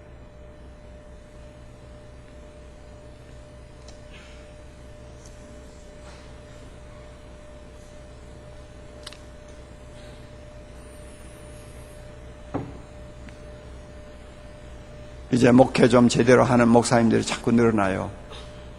자꾸 많아지고 있어요. 얼마나 감사한지 몰라요. 아마 여러분들이 졸업을 하고 나가서 정식으로 정말 평신도에 대한 비전을 가지고 제대로 목회하면요, 여러분들이 썩는 미랄이 되어서 평신도를 위해서 해산의 진통을 하면요, 한국교회 완전히 달라지고 지금 우리 교단에서 일어나는 정말로 부끄럽고 더러운 추태들이 다시는 일어나지 않는 거룩한 교단이 될 수 있으리라고 저는 믿습니다. 아시겠어요, 여러분요? 주야로 정치만 묵상하는 목사 되지 마세요. 주야로 하나님의 말씀 묵상하라고 그랬지 정치 묵상하라고 그러지 않았어요.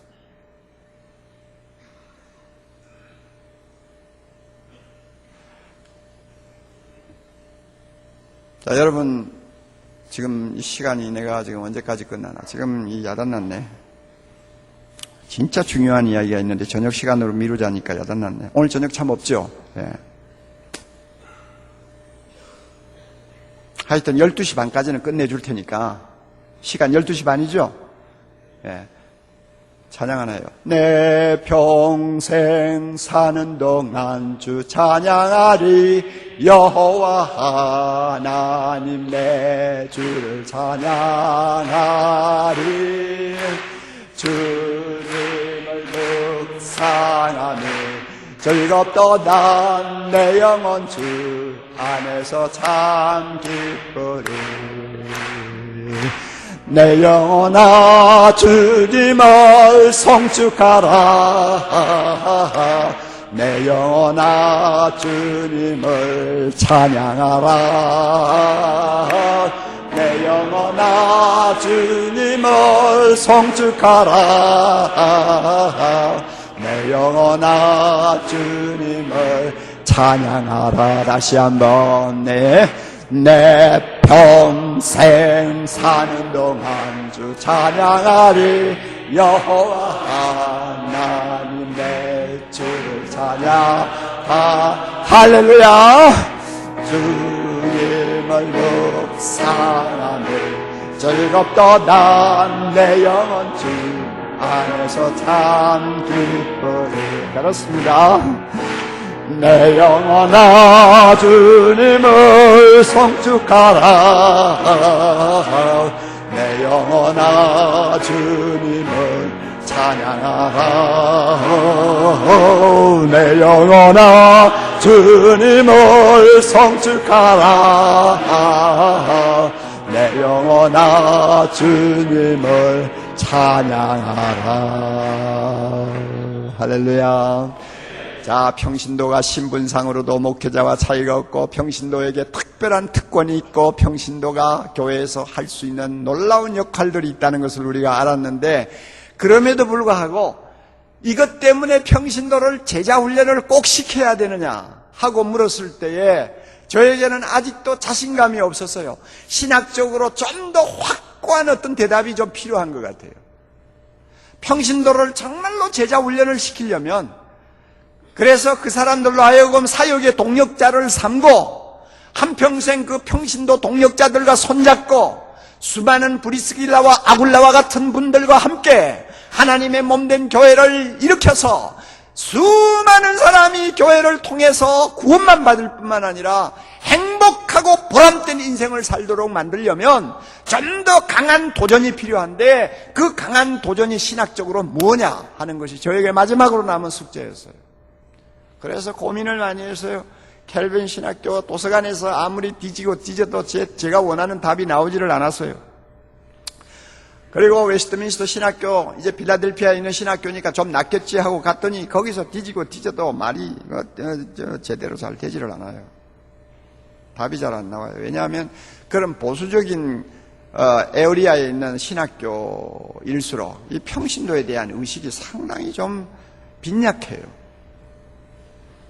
오히려 에큐메니칼 계통에 있는 사람들은 평신도에 대한 의식이 굉장히 발전해 있는데, 이 보수주의 계열에 있는 사람일수록 이상하게 캐톨릭적인 냄새가 더 나요. 그러니까 소스를 찾아도 별로 없는 거예요. 고민이 됐어요.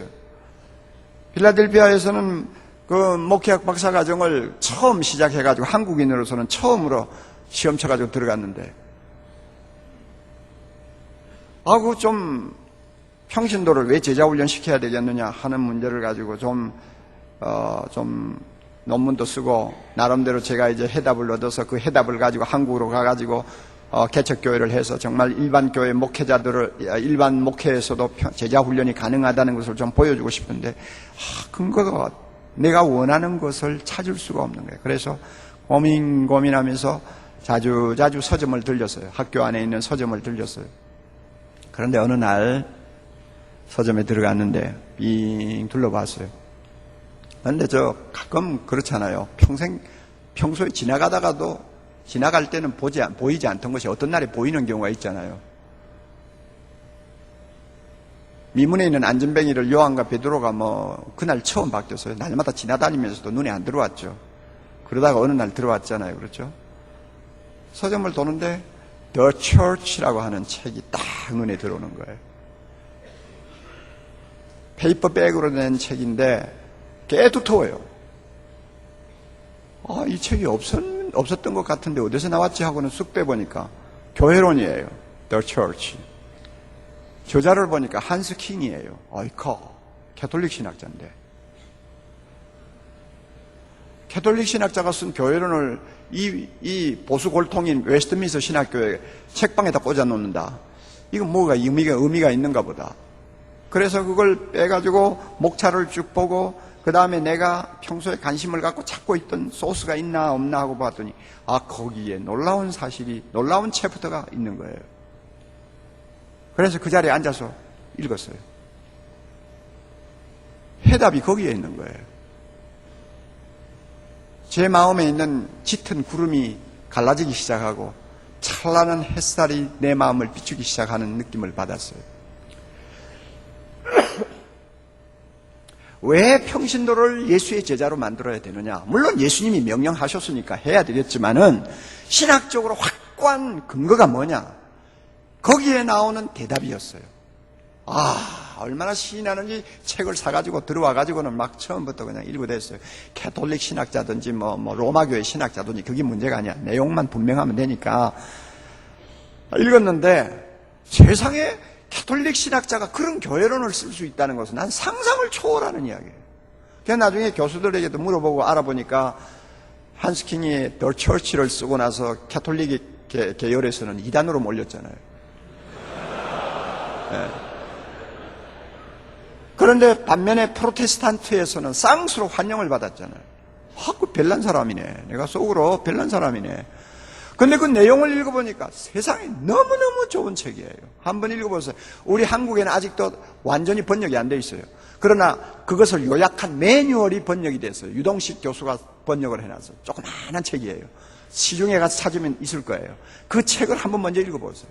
그런데 캐톨릭 냄새가 약간 나는 데도 있지만은 너무나 복음적이에요. 교황에 대해서도, 교황의 무엇에 대해서도, 그 다음에 캐톨릭에서 교회가 바로 하나님의 나라라고 주장하는 문제에 대해서나 모든 것을 신랄하게 성경적으로 비판하고 있어요. 그런데 그분이 교회의 본질에 대해서 4가지 이야기를 하는데요. 제가 읽은 프로테스탄트, 제가 읽은 개혁신학 배경을 가진 교수들이 쓴 책들은 거의가 교회의 본질을 이야기할 때는 3가지만 이야기해요. 제가 신학교 다닐 때 교과서로 썼던 볼코프의 조직신학 속에서도 3가지만 이야기해요. 뭐냐? 교회의 본질 3가지. 첫째는 성성, 교회는 거룩하다. 세상과 구별되기 때문에 거룩하다. 그 다음 둘째, 교회는 통일성을 갖고 있다. 유니티. 왜냐하면은 머리 대신 주님 예수 그리스도가 교회의 머리이기 때문에 유니티를 갖고 있다. 2번째, 그 다음에 3번째, 교회는 보편성, 즉 캐톨리시티. 전 세계 교회는 하나다. 시대를 초월해서, 국경을 초월해서, 인종을 초월해서 하나님의 교회는 하나다 하는 보편성. 이 3가지만 이야기해요. 다 옳지 않아요? 교회는 거룩하지요? 교회는 통일체지요? 통일성을 갖고 있는 유기체지요? 전 세계 교회는 하나님의 교회는 하나지 2개는 아니잖아요. 이 3개만 가르치고 있었으니까 교회의 본질이 또 있다고 하는 것을 저는 상상을 못했어요. 그런데 한스킹의 책을 보니까 하나 더 있는 거예요. 그게 뭐냐? 사도성.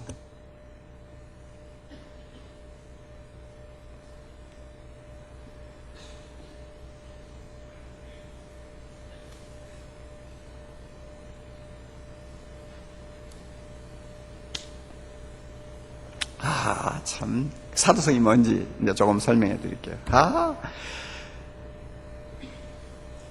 제가 그걸 발견하고 나서 이제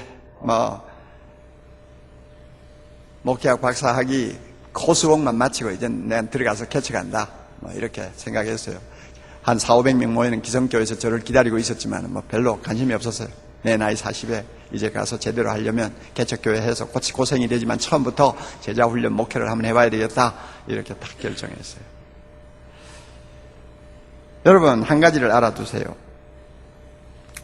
이 종교개혁자들이 우리에게 전해준 교회론이 너무나 아름답고 소중하고 참 귀한 것이지만은 중세교회 종교개혁자들도 중세 사람이었어요. 다시 말하면 중세기에 안경을 끼고 교회를 봤어요. 그리고 중세기 옷을 입은 사람들이요. 자기의 상황을 완전히 뛰어넘을 만큼 하나님은 아니었어요. 그러니까 그 당시의 상황은 온 세상이 신성 로마 제국입니다. 모든 사람이 교회에 다니는 사람으로 간주되는 시대입니다.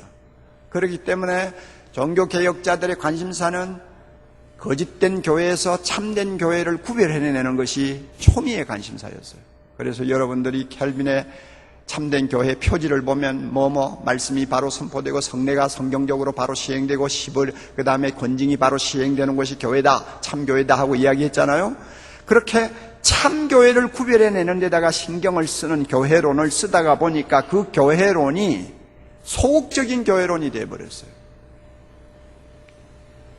그래서 그 소극적인 교회론을 우리가 400여 년 동안 특별히 우리 장로교가 그대로 계승을 해가지고 목회를 하다가 보니까 교회마다 어떤 일이 일어나느냐, 목회가 어떤 형상으로 바뀌느냐, 너무 소극적인 목회를 하는 거예요. 세상을 복음으로 정복해야 된다든지, 이웃 사회를 하나님의 나라로 바꾸어야 된다든지, 평신도를 그리스도의 제자로 만들어서 이 세상을 하나님의 복음으로 정복해야 된다든지 하는 적극성이 없는, 그냥 보호해주고 거룩하게 살고 구원받도록 하고 하는 이런 소극적인 자세로 목회를 하도록 만든 교회론이 되어버렸어요. 그건 중세기적인 후유증이에요. 할 수 없어요. 내가 이런 비판을 하면은 건방지죠.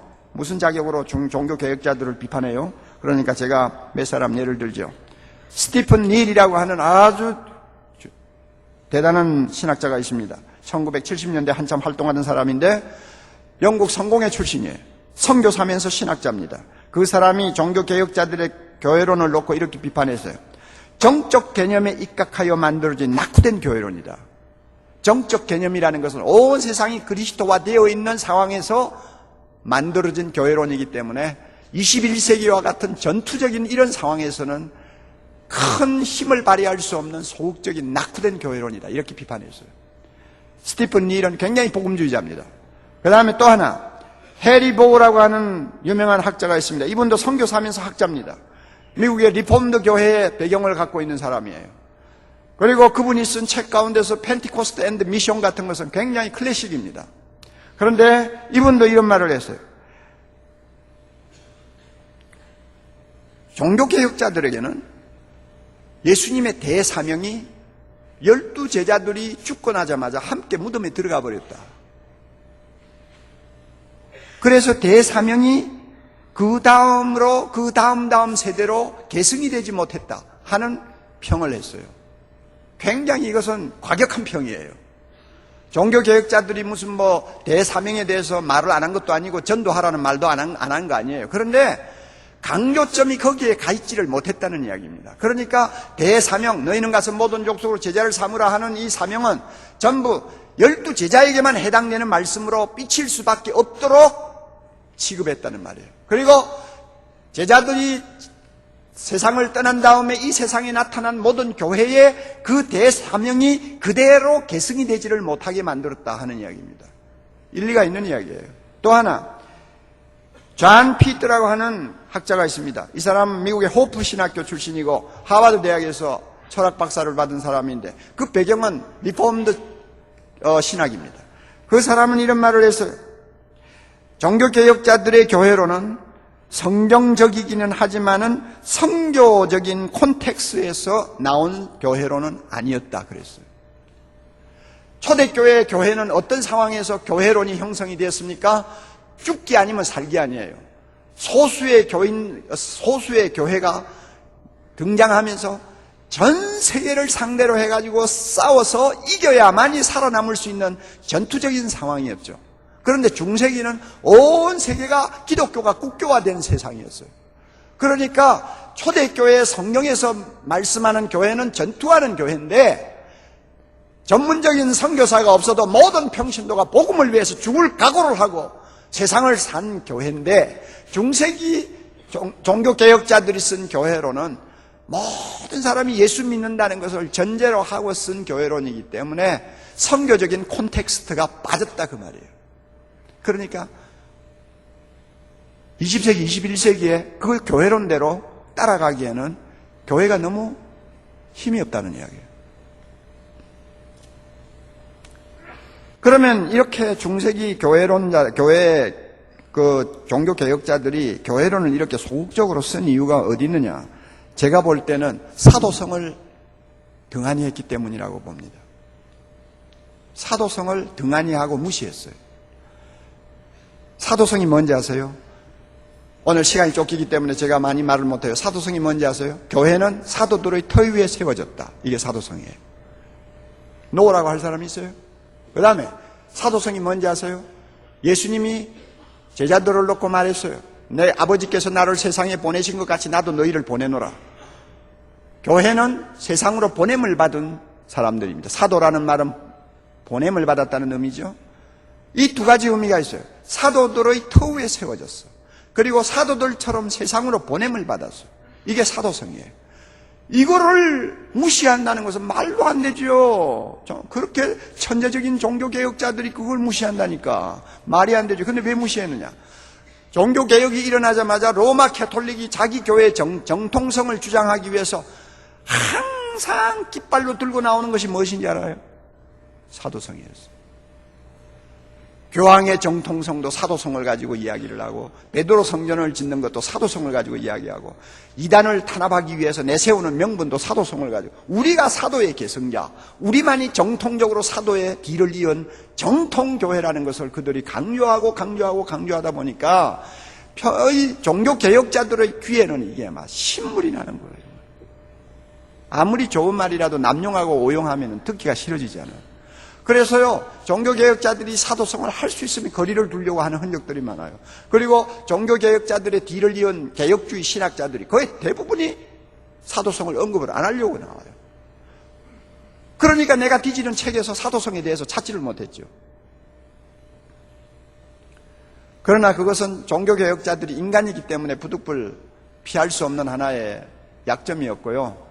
그러나 우리가 엄밀히 볼 때 교회는 사도의 터 위에 세워졌어요. 그래서 사도들로부터 우리는 무엇을 계승받았습니까? 사도들이 전해준 말씀을 계승받았습니다.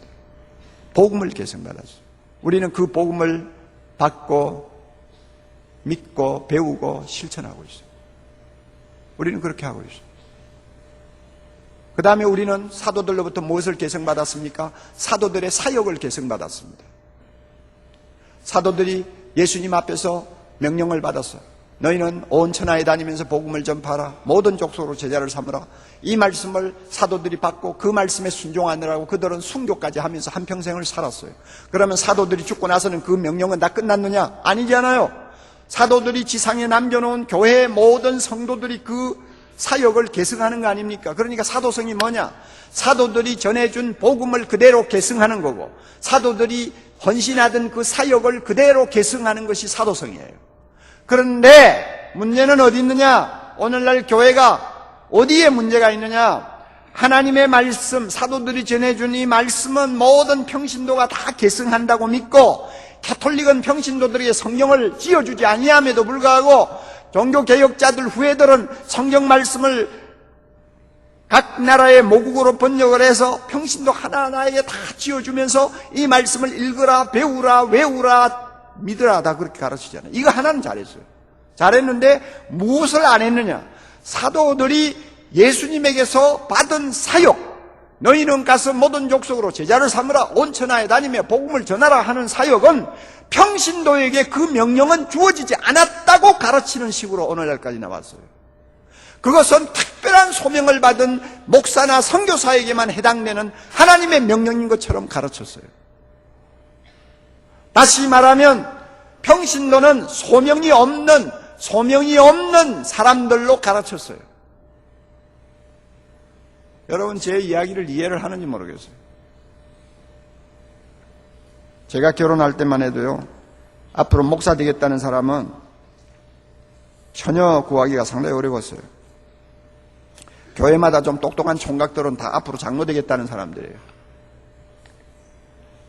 그러니까 딸 가진 부모가 할 수 있으면 앞으로 장로 되는 사람들에게 딸로 보내려고 그러죠. 그래, 왜 그러느냐 그랬더니 장로는 소명자가 아니고, 그러니까 딸이 그 장로에게 시집을 가도 고생을 덜 한다 그 말입니다. 그럼 왜 목사에게는 왜 안 보내려고 그러느냐?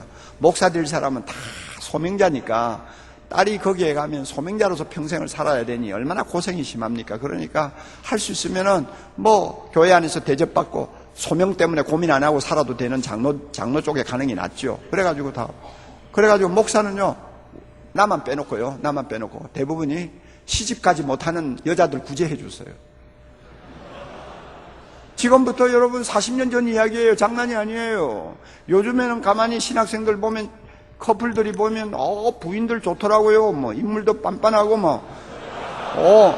학력도 좋고요. 뭐 대단하더라고요. 그러니까 요즘에는요, 목사 되는 사람들이 광이 나는 거예요. 예? 광이 나는 거예요. 그러니까 인기가 있는 거예요. 내가 장가 갈 때마다 이화여대에서 신랑감 후보자로서는 목사가 이발사 다음이었잖아요. 앙케트 조사에. 이발사 다음에. 이발사가 나쁘다는 말이 아니에요. 하여튼 그 등급이 몇 등인지 모르지만은 이발사보다도 인기가 없었다는 이야기예요.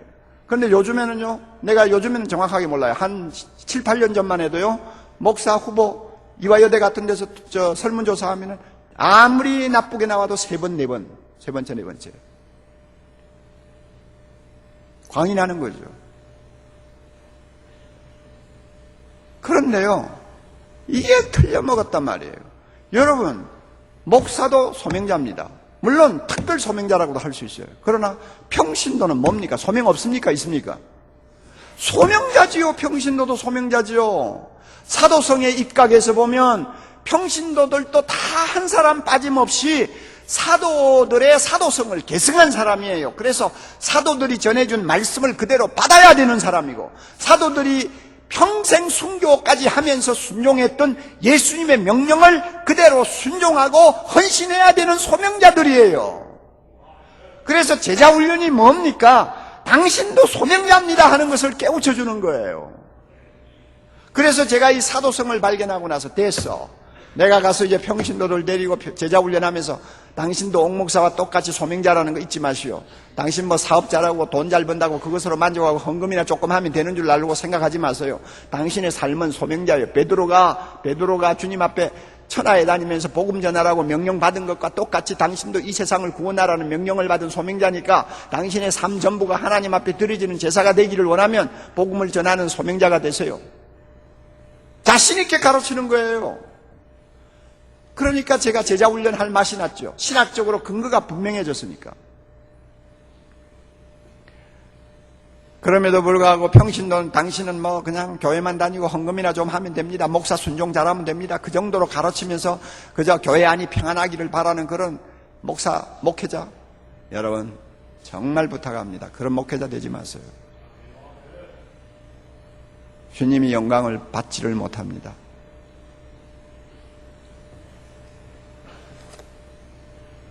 제가 긴 내용을 너무 빨리빨리 정리를 해서 여러분이 혼란을 겪을지 모르지만은 시간이 나는 대로 제가 쓴 평신도를 깨운다는 책을 읽으세요. 우리 한국 사람들은 뭐 한국 사람이 쓴 책에 대해서는 별로 아니에요, 그죠? 별로. 저도 그런 사람 중에 하나였으니까요. 뭐 그러니까 별론데 한 가지 알아둘 것은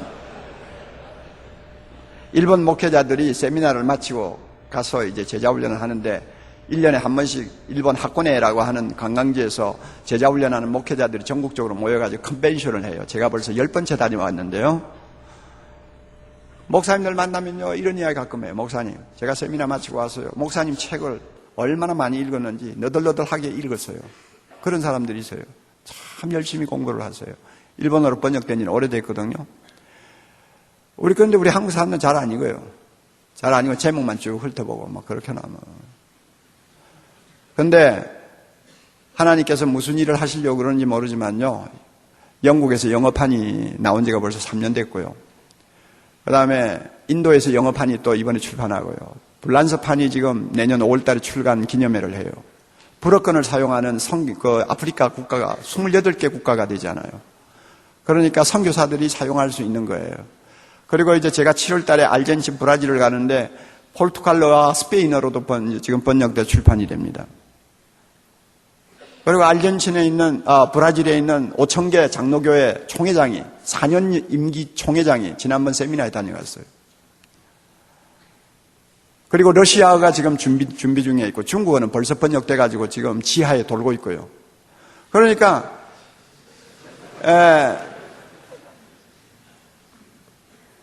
그 책을 여러분들이 조금 읽으면서 제 강의의 부족한 부분을 보완을 하세요. 그래서 보완을 하시고 다음에 졸업하고 나서 목회 좀 해보다가 이거 다시 한번 진지하게 검토해야 되겠다 하는 생각이 들면 세미나에 오세요.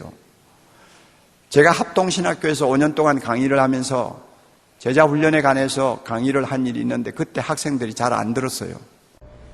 자꾸 질문만 하고 자꾸 비판만 하려고 들지 그게 뭔지를 몰라요.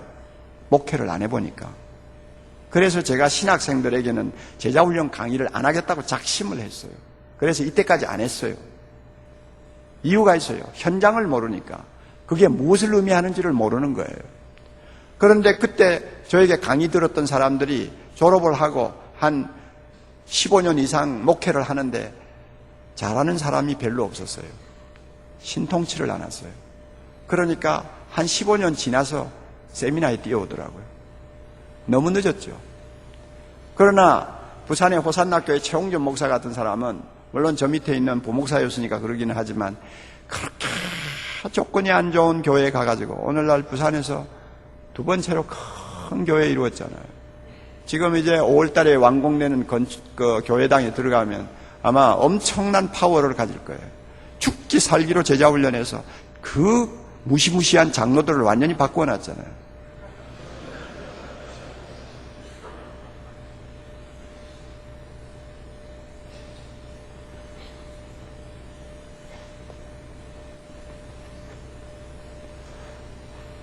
하나님께서 여러분들에게 큰 기대를 가지고 계십니다.